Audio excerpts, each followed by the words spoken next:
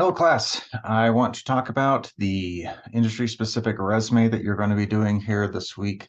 This is a very big assignment. It is very complex. Hopefully, you took advantage of the early resume submission. If you didn't, you really need to pay attention to the assignment instructions because there's some big things you got to pay attention to. I understand going into this that there's no perfect resume. And I'm not going to be docking you for like maybe how you kind of want to showcase your skills, but there are specific components of this assignment that I have to see because I need to have a format which I can grade equally across all resumes. And so a big part of it is just where the information is positioned and what kind of information I'm asking for. So keep in mind, this is a really important thing. If you make zero adjustments to your resume and you turn this in, you are going to most likely fail this assignment. Okay. And so it doesn't mean that your resume does not work. Obviously, most of you have work experience, so it has worked to an extent. But what I am requiring here is what you will see amongst most recruiters and what their expectations are once you enter the workforce with a higher skilled hiring position. And so that is what I'm elevating your resume to a higher level is where I'm wanting to take it with this assignment. And so there's no do-overs with this. This is a one shot. That's why that early resume submission was really important that you did it. But if you didn't, you can still do this. You just got to really take advantage of reading through the instructions as well as utilizing the previous examples. You do not have to copy the layout of the previous examples, but they are very helpful in showcasing or illustrating what I'm trying to get across with you in regards to the content that you're seeing in them. And so just keep that in mind as you're looking at them.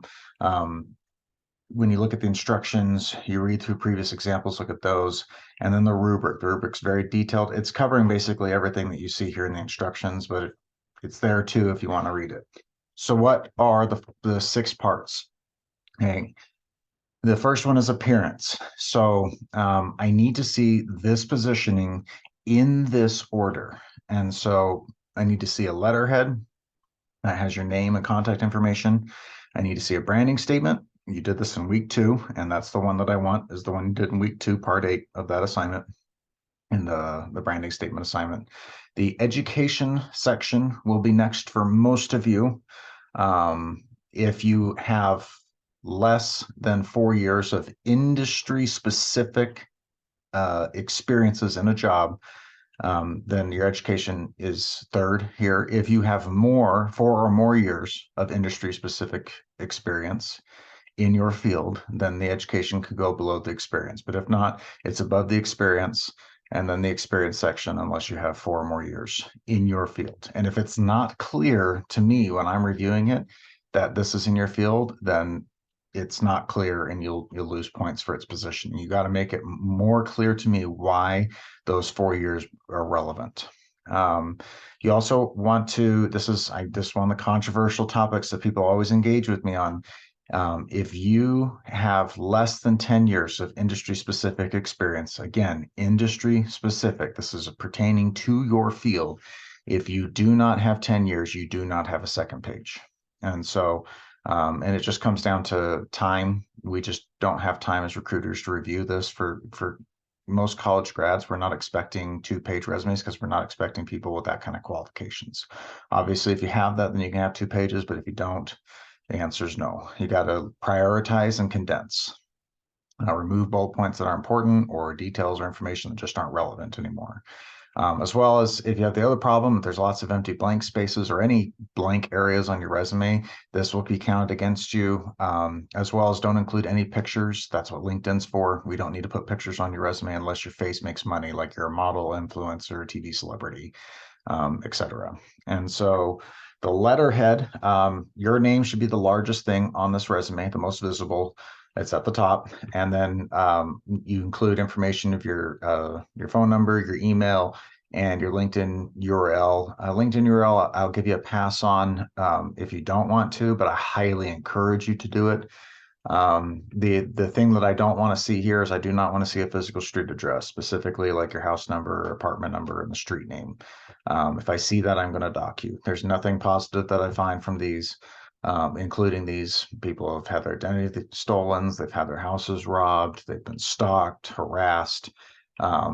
There's no reason for them to know that. You can include your city, state, and zip if you want, but there's no reason to tell them where you actually live. The branding statement is third here in positioning, so or second, sorry. So you have your name, letterhead, branding statement. Again, this is from week 2. I need to see in the branding statement unique selling proposition of some kind.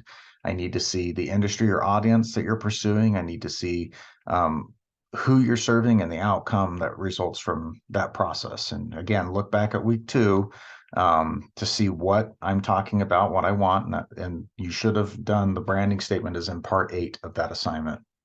The education section is next, so long as you have less than 4 years of industry experience. I need you to state the full name of the university that you are attending. So don't put UVU, for example, spell it out, Utah Valley University. I need the full degree. There is no degree called Bachelor in Business Management. There is a Bachelor of Science or a Bachelor of Arts in Business Management. But there is no bachelor in marketing or bachelor in accounting. You need to include the full degree. And as well as I need to see the major. So what are you majoring in? And the graduation date.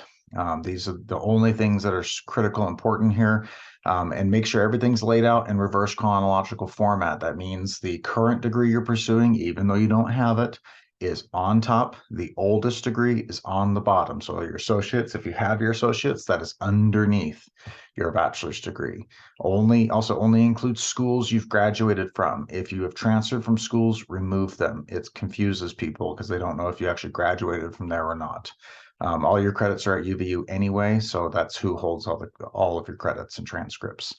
And do not include your high school degree.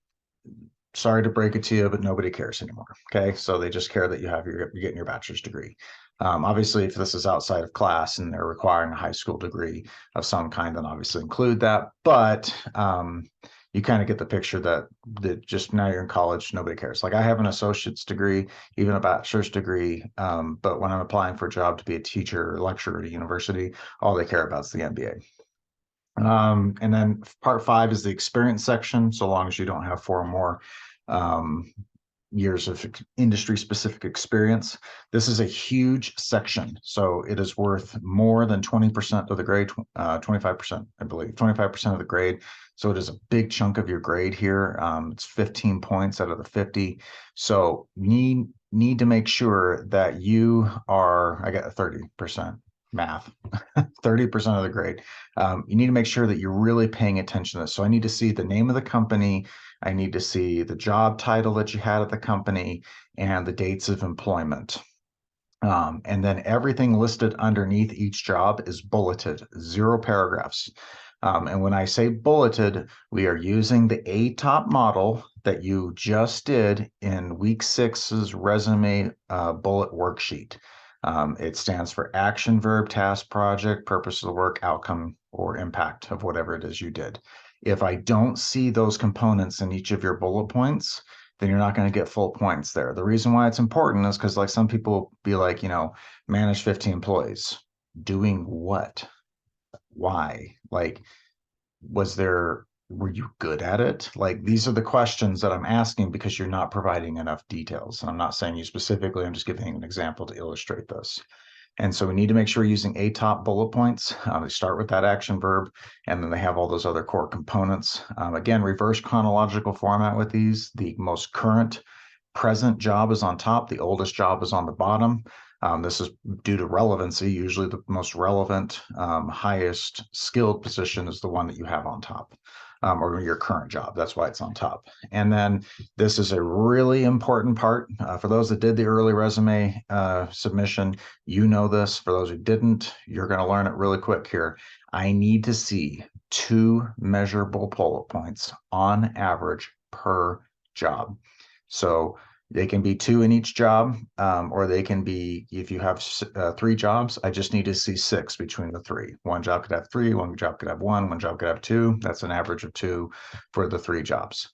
But measurable is anything like percentages, money, numbers, You could be languages, technologies used in the workplace. Like if you're like manage social media accounts, tell me what social media accounts you manage. This is what counts as if it's a certification or a license that you used in conjunction with that job included there. That's measurable. So this is a really critical component to getting an interview, as having this data and information included into your resume. I mean, ideally, you should have every bullet point be measurable, but I'm just requiring two. So you need to have those. If you don't, you are going to get hammered. If you have less than half of your bullet points in the experience section, less than half of them have measurable bullet points, you're going to lose 5 points immediately. And so just make sure that you please are emphasizing that. As far as if you have any other sections, this is optional, but if you have like a skills section or accomplishments or volunteer, you can obviously have those. Just make sure if it's volunteer that you're laying out the bullet points and positions and stuff similar to that. But like with the skills section, we want to make sure that, or certifications, I need to see dates to the certification so I know how current they are, as well as for skills. If you mention any skills that are technology based, you need to tell me your proficiency in those skills. Okay, so like if you put down Microsoft Excel, how well do you know it? I'd like more details, but if you have at least beginner, intermediate, advanced, expert, something to that equivalent, then I can understand at least where you're coming from. If it's just throwing out a whole bunch of skills like Adobe, Excel, Word, R, Python, and there's nothing there, I don't know how well you know them. And so it doesn't really tell me anything. As well as don't include any hobbies or interests. This is, unless it's relevant to the job you're applying for, it's do away with it. It's taking up space. That's something, because that's not going to get you the interview. What's going to get you the interview is the content we've discussed previously. So focus on that instead. Again, look at those. I have my slides here. You can look at those for reference as well, but there's lots of previous examples that are very helpful with this assignment. You're always welcome to reach out to me and email me if you have questions, but that's pretty much it for this assignment. And I hope that you do really well. Just make sure that you're paying attention to everything on it, and I'll just talk to you later. Take care.